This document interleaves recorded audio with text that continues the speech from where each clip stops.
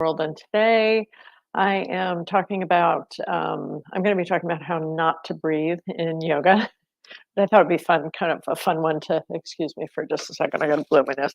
Um, I thought it'd be kind of a fun one to explore because there's this kind of thing out there in the yoga world. And I really think it started probably in the 1960s when with some of the first teachers who came over from India to the United States. And they sort of laid down this rule that there was one way to breathe in yoga. There was a yogic way of breathing, and the yoga way of breathing is belly breathing, right? So that's the one way I'm telling you not to breathe.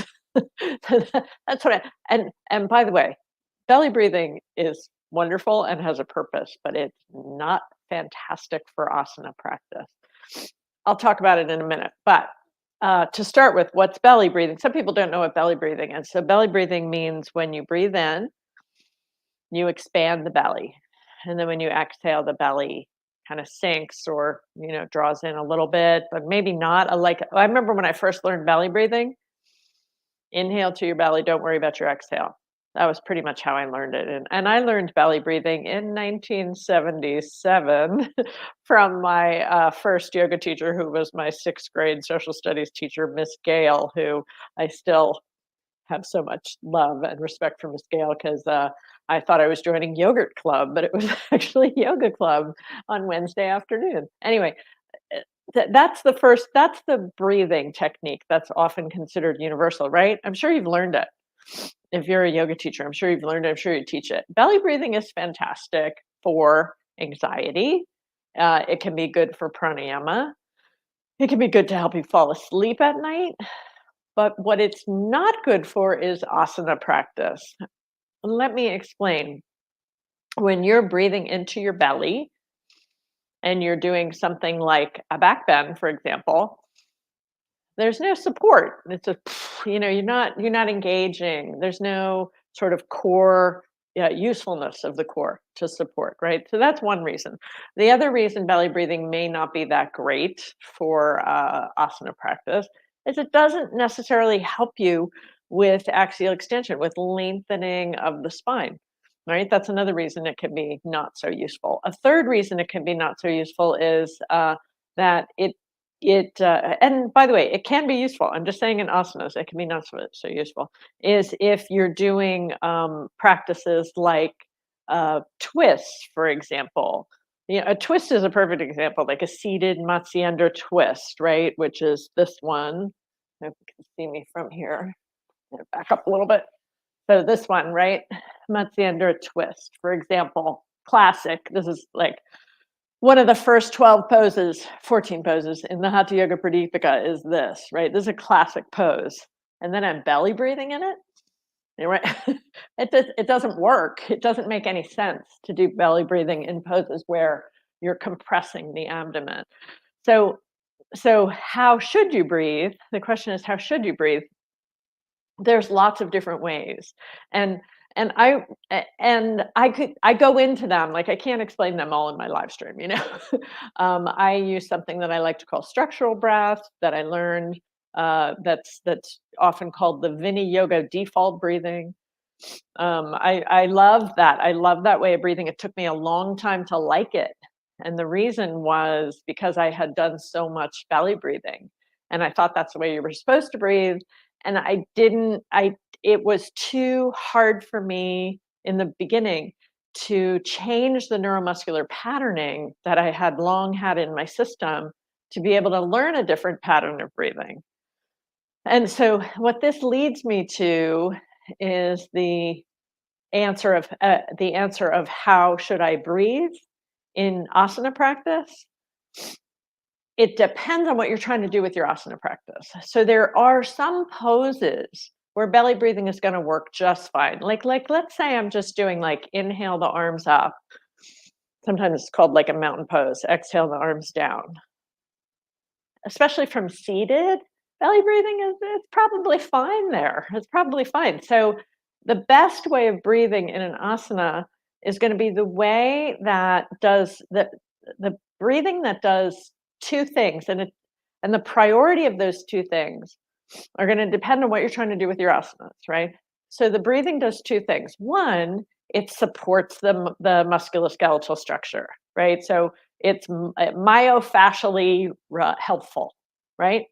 That's the first thing. That's how you know that it's the right breathing. The second thing it does is it has an energetic effect on the physiology. So I'm going to be using the breathing either because I'm trying to create more energy in my system and kind of harness some of that prana, or because I need to let go of something, reduce the nervous system, go in that direction of parasympathetic um, homeostasis, right?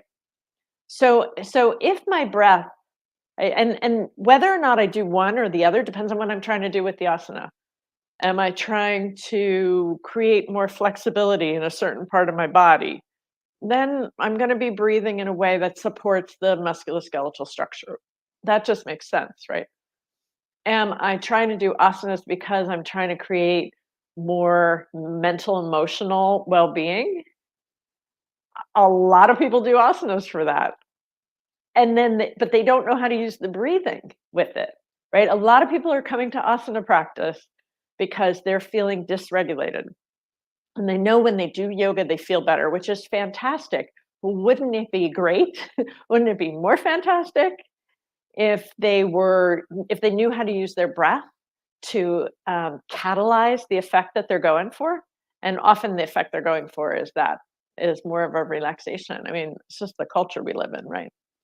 What does Patanjali say about the breath?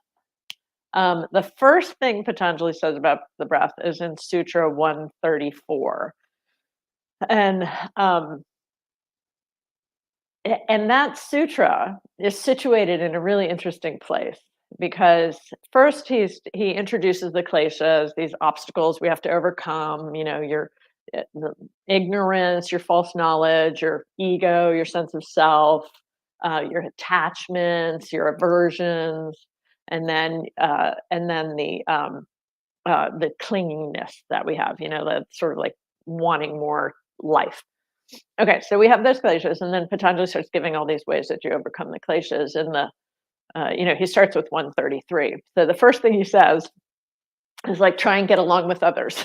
That's 133. That's the Brahma Viharis. You should like be nice to people who are nice and have compassion for people who are struggling, and like try and avoid people who are whose values are not so great, right? Like he says that in 133, and and 134, right after saying that, he says, oh, and by the way, another thing you could do is just make your exhale a little longer. Practice lengthening your exhale. And that it's so profound, and there's so much to it, to that idea, that it's something that is relevant 2000 years ago, today as it was 2000 years ago. It's just as relevant. But the practice of lengthening the exhale is not like, oh, I'm going to do a 4-7-8 breaths, or I'm just going to do like I'll just make my breath long by blowing it out or whatever. Because what that doesn't teach is the nuance, sophistication, science, and art of pranayama. And ratios are such an art. It's not like you just sort of pull out some ratio out of nowhere because Andrew Weil said it was a good idea, or somebody said it was a good idea, and do it. That's not how pranayama is taught traditionally. You practice it over time, and you start to use your breath to begin to understand your respiratory structures. So you have the diaphragm, right, which is that's the muscle of inhalation and exhalation. It pushes down when you inhale, and then when you exhale, it just recedes back up. But you have secondary musculature, and the secondary musculature of inhalation is not your belly. It's the intercostals, and sometimes even the scalenes, but mostly you want to just keep it in the chest. It's the chest and all the muscles around, right? These muscles help. They're helping us breathe in, right? And then the secondary musculature of exhalation is your belly. And what I find is a lot of people can figure out belly breathing on the inhale, but really struggle with engaging their belly on the exhale. And the more you learn how to do it, the better your inhales will be too. because it's symbiotic, they're working with each other. So you exhaling and using your belly to exhale gently. It doesn't have to be like big, washboard ab kind of kind of exhale. You're just learning to engage those muscles.